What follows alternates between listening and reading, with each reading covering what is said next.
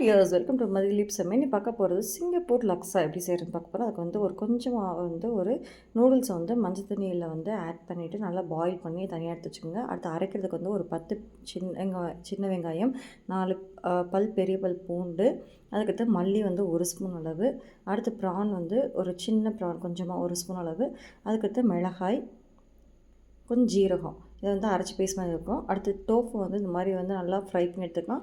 அடுத்து ப்ரான் வறுத்துக்கலாம். உங்களுக்கு என்னென்ன சீ ஃபுட்ஸ் வேணுமோ அந்த மாதிரி வந்து எல்லாத்தையும் ஆட் பண்ணிக்கலாம். சிக்கன் ஆட் பண்ணிக்கலாம், சீ ஃபுட்ஸ் ஆட் பண்ணினா வந்து ப்ரான் ஆட் பண்ணியிருக்கேன், டோஃபு ஆட் பண்ணியிருக்கேன், மட்டன் ஆட் பண்ணியிருக்கேன். இப்போ இது எல்லாத்தையும் வந்து தனியாக வந்து நம்ம ஃப்ரை பண்ணி எடுத்து வச்சுக்கலாம். அடுத்து வந்து ஒரு பேனில் வந்து ஆயில் ஆட் பண்ணிக்கோங்க. ஆயில் நல்லா சூடானதுக்கப்புறம் இந்த அரைச்ச பேஸ்ட் வந்து நம்ம ஆட் பண்ணிக்கணும். இதுதான் லக்ஸா பேஸ்ட்டு. கொஞ்சமாக சுகர் ஆட் பண்ணிங்க, உப்பு ஆட் பண்ணிங்க, நல்லா பச்சை வாசம் வதக்கிட்டு தேங்காய் வந்து நல்லா ஒரு பெரிய தேங்காய் ஃபுல்லாக அரைச்சி தேங்காய் பால் எடுத்து வச்சுக்கணும்.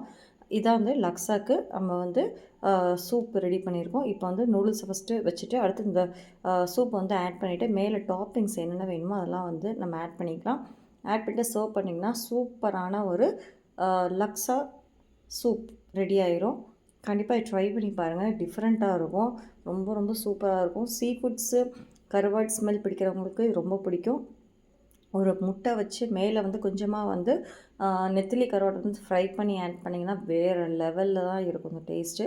கண்டிப்பாக ட்ரை பண்ணி பாருங்கள். ட்ரை பண்ணி எப்படி இருக்குன்னு சொல்லுங்கள். Thank you so much. பாய்.